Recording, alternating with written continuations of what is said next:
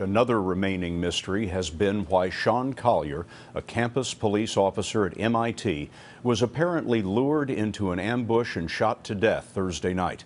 John Miller's been talking to his sources, and John, the police think they have the answer now. They do, Scott. Investigators now believe that Officer Collier was killed because the two bombing suspects wanted to take his gun. Tamerlan Tsarnaev and his brother Johar only had one real gun and one pellet gun. Investigators believe because the officer's holster had a locking system, they apparently couldn't get the gun out.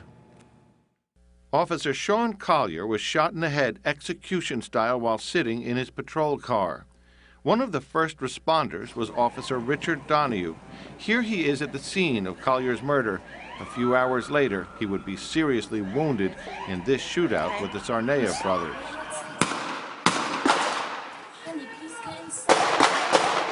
Tamerlan Tsarnaev died in the gun battle.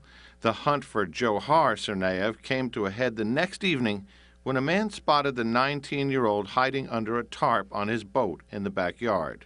4 members of the Boston Transit Police SWAT team, Kenny Tran, Brian Harrer, Sarah Thompson, and Jeff Campbell, got the call to apprehend the suspect.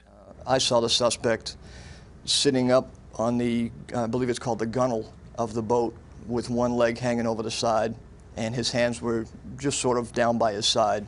He looked weak, he was shaky, appeared to be losing consciousness, and did have some wounds to his body. You could see the blood on his body. And what are you telling him to do? We're commanding him to get down off the boat. We don't know if he has a weapon or some type of explosive ignition switch that he could just reach down and hit. We waited to a point where, as we were getting closer to him and both hands came up, we saw that both hands were open. We bolted out in front of the shield at that point. It was the one chance we had, and we wanted to end this for everybody.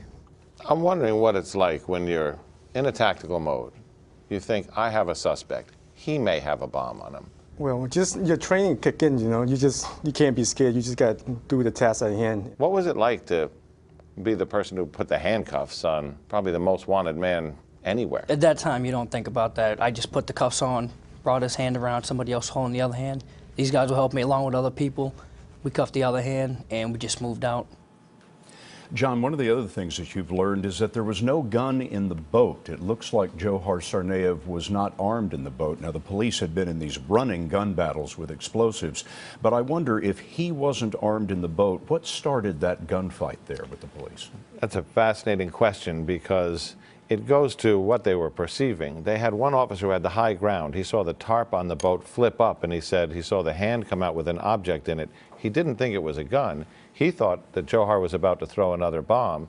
He fired a couple of times at Johar. Other officers who were just arriving saw the tarp flip up, heard the gunfire, and apparently believed it was Johar firing out.